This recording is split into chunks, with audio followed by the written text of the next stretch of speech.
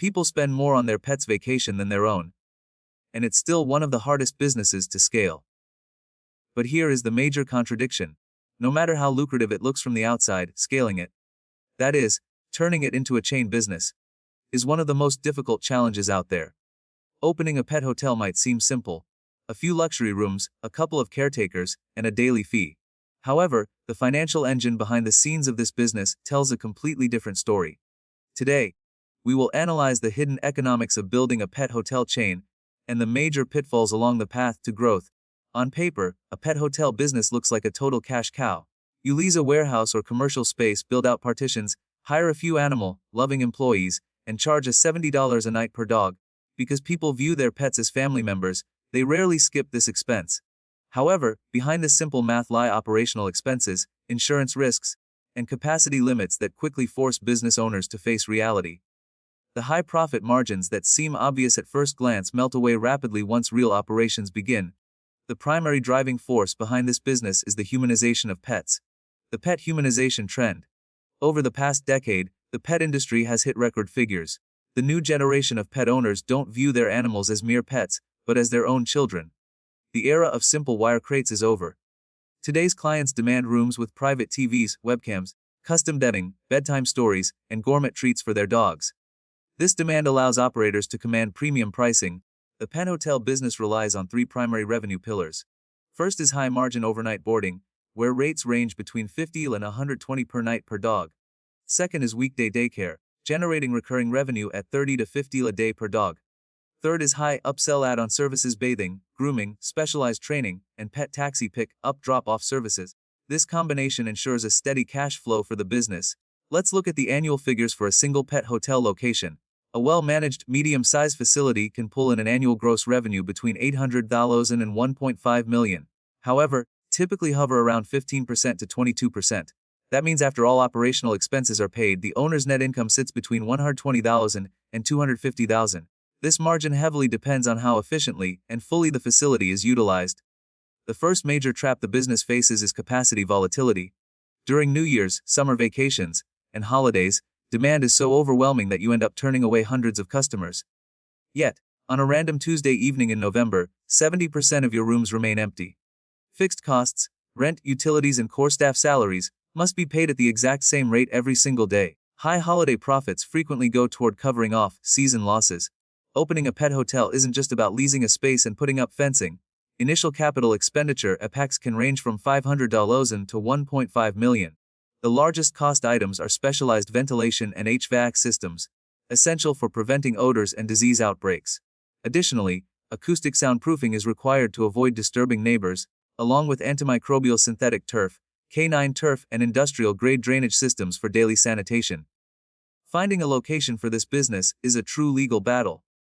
You want to be close to residential neighborhoods for customer convenience. But neighbors protest the project, complaining about the noise of 50 barking dogs. Finding space in industrial zones is easy, but those areas are inconvenient for clients to drop off their pets. City zoning boards are extremely cautious about issuing conditional use permits for facilities housing large groups of animals, and the approval process can drag on for months. The quality of a pet hotel directly depends on the reliability of its staff. Labor expenses account for 35% to 45% of total revenue. The industry standard ratio is 1 handler per 15 dogs. However, employee turnover in this field is notoriously high. Workers making low wages while performing physically demanding work, cleaning waste and enduring constant noise, frequently quit. Finding and retaining quality talent is the single biggest operational headache. Hanging over this business like a dark cloud at all times is risk and liability. Dogs are unpredictable. A single dog fight, an injury, an escape, or an outbreak of contagious illness, like kennel cough, inside the facility can destroy years of built-up reputation in a single afternoon. Angry customers, social media backlashes, and legal lawsuits can sink the business entirely. Because of this, high-coverage insurance policies are mandatory. If you've made it this far and find these harsh realities behind the pet business interesting, don't forget to hit the like button. Let us know in the comments, would you trust your own pet with a hotel like this? Now, let's move on to the most important part. How do you scale a single hotel into a massive chain? And why is scaling so difficult? Many pet hotel owners are wildly successful with their first location. That's because the owner is on site every day, knows the dogs, builds an emotional connection with clients, and oversees everything personally. But the moment they open a second and third location, things start falling apart. The owner can't be everywhere at once. Quality drops, complaints spike, and administrative costs eat up profits. A business relying solely on personal oversight is impossible to scale. The only way to transform a pet hotel into a chain is by building centralized standard operating procedures, SOPs. Every step, from pet intake and feeding schedules to medication administration and emergency protocols, must be documented in a written rulebook. An employee at a newly opened location must operate with zero error by following this manual, even without the owner physically present. Modern pet hotel chains cannot survive without technology. Customers expect to monitor their dogs 24/7 via live webcams, receive daily photo updates, and get health reports sent straight to their phones. Specialized management software, like Jinger or Revelation Pets, automates bookings, vaccination verification, and billing. This lowers customer anxiety and drastically reduces administrative overhead. When scaling a chain, you must choose between two paths: corporate, owned locations, or franchising. In a corporate-owned model, you keep all profits and retain 100% control over quality, but expansion requires millions of dollars in capital. The franchising model allows you to expand rapidly across the country using other people's capital, but carries a high risk of losing quality control. One of the most successful examples of this model is Camp Bow Wow. Using a franchise model, they scaled to over 200 locations across North America. The secret to their success: strong brand safety standards, strict protocols, and centralized marketing. No matter which city a customer visits, they know they will receive the exact same level of quality and safety. Unlike the mass market, ultra-luxury chains like D-Pet hotels have chosen a completely different strategy. They focus on premium pricing rather than high volume. At locations in New York and Hollywood, room rates start at $150 to $200 per night. Here, dogs enjoy custom chauffeur Uber rides, private chefs, and suites with flat-screen TVs. They generate massive profit margins with a smaller volume of pets. The real profit engine for pet hotel chains isn't room boarding, it's add-on services. Standard room rates merely cover operational overhead. Profit comes from the small extras: $5 for a peanut butter stuffed Kong, $10 for individual play sessions, the $15 for bedtime belly rubs and doggy ice cream. These small add-ons increase the average customer ticket by 30% to 40%, carrying profit margins over 80%. The recession-resilient nature of the pet industry has caught the attention of major private equity funds. In recent years, large funds have been actively acquiring regional pet hotel chains and consolidating them under single umbrella brands.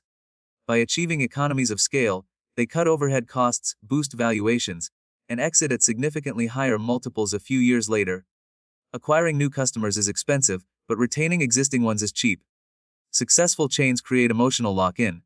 Birthday gifts sent to dogs, custom photo albums provided at checkout, and loyalty programs bind customers to the brand for life. Once a client trusts your facility and staff, they won't switch to a competitor, even if prices rise.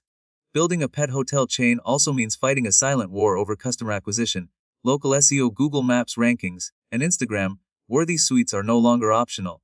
They're survival tools. Smart operators partner directly with veterinary clinics and local breeders, turning trusted referrals into a nearly free acquisition channel. Meanwhile, paid ads on social media can easily cost $40 to $80 per new customer in competitive cities. The chains that win aren't the ones spending the most on ads. They're the ones who turn every satisfied customer into a walking billboard. As the pet humanization trend grows, so does competition. Big box pet retailers, veterinary hospital groups, and even hotel chains are now entering the boarding business, squeezing out smaller independent operators. In saturated markets, price wars can quietly destroy already thin profit margins. The operators who survive this shakeout are the ones who refuse to compete on price alone. Instead, they double down on trust, safety records, and a level of personalized care that a big box competitor simply can't replicate at scale. Every serious operator eventually asks the same question: what's the endgame? For a well-run pet hotel chain generating consistent EBITDA, strategic buyers and private equity funds typically pay between 4 and 7 times annual EBITDA, sometimes more if the brand has strong systems and recurring daycare revenue. But buyers don't pay a premium for a business that depends on one charismatic founder. They pay for documented processes, trained management teams, and predictable cash flow. In the end, the same discipline required to scale the business is exactly what makes it valuable enough to sell. Looking at the whole picture, the final question arises: is building a pet hotel chain worth it? The answer is yes, but under one condition. If you approach this business purely with a "I love animals" mindset, you will fail. To succeed, you must first think as a real estate investor, a strict process builder, and a systems operator.